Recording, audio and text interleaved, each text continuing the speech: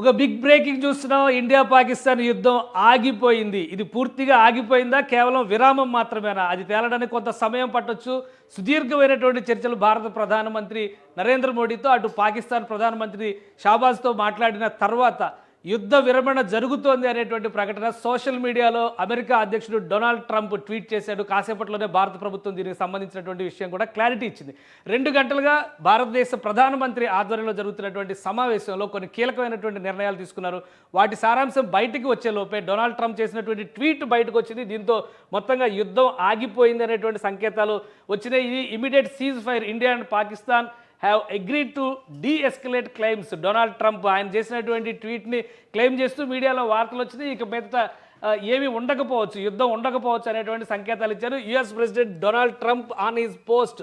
ఇది social media truth, అంటే మనం అంతా ఎక్స్ చూస్తూ ఉంటాం, డొనాల్డ్ ట్రంప్ మాత్రం ట్రూత్ వాడుతూ ఉంటాం. ట్రూత్లో చేసినటువంటి స్టేట్మెంట్ ఏంటంటే, after a long knight of talks mediated by the United state, I'm pleased to announce that India and Pakistan have agreed to full and immediate cease fire. అంటే తక్షణం యుద్ధాన్ని ఆపేయడానికి, కాల్పుల విరమణ అనే దాన్ని 2 దేశాలు అంగీకరించాయనేటువంటి మాట డొనాల్డ్ ట్రంప్ అనౌన్స్ చేశారు. దానికి తగ్గట్టుగానే విరమణ జరుగుతున్నటువంటి సంకేతాలు. ఒకవేళ యుద్ధ విరమణ అనేది జరిగితే కనుక నేరుగా భారత ప్రభుత్వ పక్షాన ఎవరో ఒకరు స్పష్టమైనటువంటి ప్రకటన చేయాల్సి ఉంటుంది. భారత ప్రధానమంత్రి కానీ, లేదా విదేశాంగ శాఖ మంత్రి కానీ, రక్షణ శాఖ మంత్రి కానీ ఒక ప్రకటన చేయాల్సి ఉంటుంది. కానీ 2 గంటల సేపు ప్రధానమంత్రితో భేటీ తర్వాత వచ్చినటువంటి సారాంశం ఏంటంటే, ఇకపైన భారతదేశంలో ఎటువంటి ఉగ్రవాద చర్య జరిగినా కానీ దాన్ని యుద్ధ చర్యగానే పరిగణిస్తామంటూ విదేశాంగ శాఖ మంత్రి జైశంకర్ ఒక వార్నింగ్ ఇచ్చారు.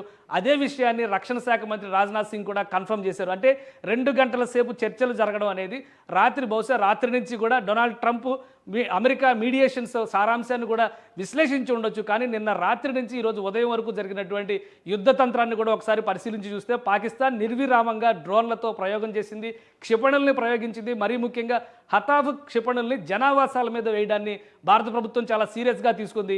కానీ అగ్రరాజ్యం ఒక బలమైనటువంటి దేశంగా చేస్తున్నటువంటి విజ్ఞప్తిని పరిగణనలోకి తీసుకునేటువంటి ప్రయత్నం బహుశా భారత ప్రభుత్వం చేసి ఉండొచ్చు. ఆ విధంగా చూస్తే ఇది కేవలం విరామమే అయ్యేటువంటి అవకాశం ఉంటుంది. ఎందుకంటే భారతదేశంతో పాకిస్తాన్ ఇప్పటివరకు నేరుగా యుద్ధం చేయలేదు, ఉగ్రవాదులు మాత్రమే యుద్ధం చేశారు.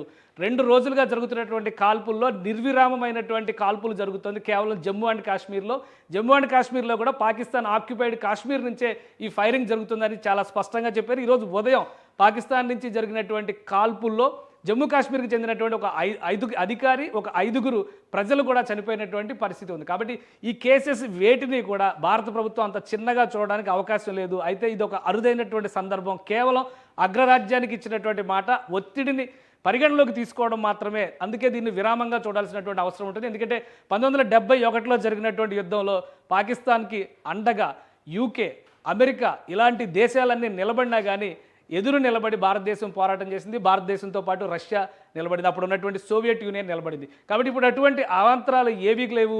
దౌత్యపరమైనటువంటి అంశాలు అన్నింటిలో కూడా ఒక స్పష్టత ఉంది. మరీ ముఖ్యంగా IMF ఈ దశలో $1 బిలియన్ పాకిస్తాన్కి అప్పు ఇవ్వడం అనేది యుద్ధాన్ని ప్రోత్సహించడమే అనేటువంటి అభిప్రాయంతో భారతదేశం ఉన్న సందర్భంలో యుద్ధ విరమణ సాధ్యమయ్యేటువంటి అంశమా కాదా? ఇది ఖచ్చితంగా పాకిస్తాన్ చేతుల్లో, లేదా పాకిస్తాన్ పెంచి పోషిస్తున్నటువంటి ఉగ్రవాదుల చేతుల్లో ఉండేటువంటి అంశం.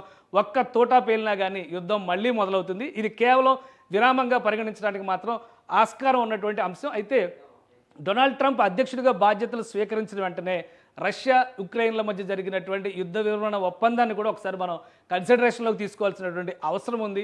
అక్కడ కూడా యుద్ధ విరమణ జరుగుతుందన్నారు. కానీ మరుసటి రోజే ఉక్రెయిన్ 150 డ్రోన్లతో ఫైట్ చేసినటువంటి పరిస్థితి, దాని కౌంటర్ అటాక్ రష్యా నుంచి ఎదురైనటువంటి సందర్భం చాలా క్లియర్గా మనం చూసాం. కాబట్టి పాకిస్తాన్కి, భారతదేశానికి మధ్య జరుగుతున్నటువంటి యుద్ధంలో ఇది విరామం అవుతుందా, పూర్తి విరమణ అవుతుంది అనేది కాలం నిర్ణయించాల్సినటువంటి అంశం.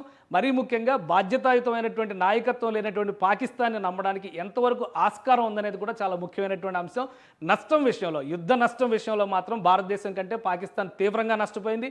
ఇప్పుడు ఉన్నటువంటి పరిస్థితుల్లో కనీసం పెట్రోల్ పోసుకోవడానికి కూడా, ట్యాంకుల్లో పెట్రోల్ పోసుకోవడానికి కూడా ప్రస్తుతం అక్కడ నిధుల కొరత ఏర్పడి ఉందనేది చాలా స్పష్టంగా కనిపిస్తున్నటువంటి మాట. అలాంటి పరిస్థితుల్లో కూడా ఈరోజు ఉదయం చేసినటువంటి హడావుడి న్యూక్లియర్ వారికి సిద్ధమవుతున్నాం అనేటువంటి సంకేతాలు ఇచ్చారు. ఒకవేళ రాత్రి నుంచి మీడియేషన్ జరిగి ఉంటే పాకిస్తాన్తో ఇలాంటి సంకేతాలు ఎందుకు ఇచ్చారు? కాబట్టి ఈ అంశాలు అన్నిటిపైన ఒక విశ్లేషణాత్మకమైనటువంటి చర్చ ప్రధాని ఆధ్వర్యంలో భారత బృందం నిర్వహించింది. వాటికి కన్క్లూజన్గానే ఒక నిర్ణయం తీసుకుంది. ఇకపైన ఎలాంటి దాడి జరిగినా దాన్ని ఉగ్రచర్యగా పరిగణిస్తాం, యుద్ధ చర్యగా పరిగణిస్తాం. యుద్ధ చర్య అంటే యుద్ధం మొదలైనట్టుగానే పరిగణిస్తామని భారత ప్రభుత్వం ఒక కండిషన్ పెట్టింది. ఈ కండిషన్ని ఆమోదించడానికి కానీ, ఈ కండిషన్ని అమలు చేసేటువంటి సత్తా పాకిస్తాన్లో ఉన్నటువంటి ప్రజాస్వామ్య ప్రభుత్వానికి ఉందా, లేదా మిలిటరీ నాయకత్వానికి ఉందా అనే అంశానికి కాలం సమాధానం చెప్పాలి. ఒకవేళ యుద్ధ చర్యగా కనుక పరిగణించేటువంటి సందర్భంలో ఎటువంటి దాడులు జరిగినా కానీ ఈసారి భారతదేశం ఇచ్చేటువంటి రిటాలియేషన్ ఖచ్చితంగా చాలా స్ట్రాంగ్గా ఉంటుంది. మరీ ముఖ్యంగా యుద్ధ విరమణ భారతదేశం చేసినా కానీ అంతర్గతంగా రాజుకున్నటువంటి సమస్యలపైన పాకిస్తాన్ ఇంకా పోరాడాల్సినటువంటి అవసరం ఉంది. జూన్ 2వ తేదీ డెడ్ లైన్ పెట్టి స్వతంత్ర బలూచిస్తాన్ దిశగా అక్కడ ఆందోళనలు జరుగుతున్నాయి. అవి హింసాత్మకంగా జరుగుతున్నాయి. పాకిస్తాన్ ఆర్మీని బలూచిస్తాన్ నుంచి తరిమి కొట్టినటువంటి పరిస్థితి ఉంది. ఆ పరిస్థితులన్నింటినీ కూడా ఏ విధంగా సమన్వయం చేసుకోగలుగుతుంది, భారతదేశానికి లేదా అమెరికాకి ఇచ్చినటువంటి మాటను పాకిస్తాన్ ఎంతవరకు నిలబెట్టుకోగలుగుతుంది అనేది చూడాలి. ఇది వీకెండ్ ఆఫర్ లాంటి అంశంగా కనిపిస్తోంది. ఆదివారం కాల్పుల విరమణలాగా కనిపిస్తోంది.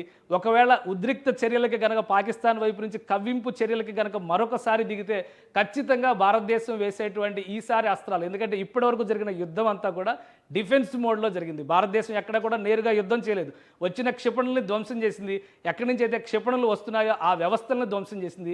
ఉగ్రవాద శిబిరాలు ఎక్కడెక్కడ ఉన్నాయో వాటన్నిటినీ ధ్వంసం చేసింది.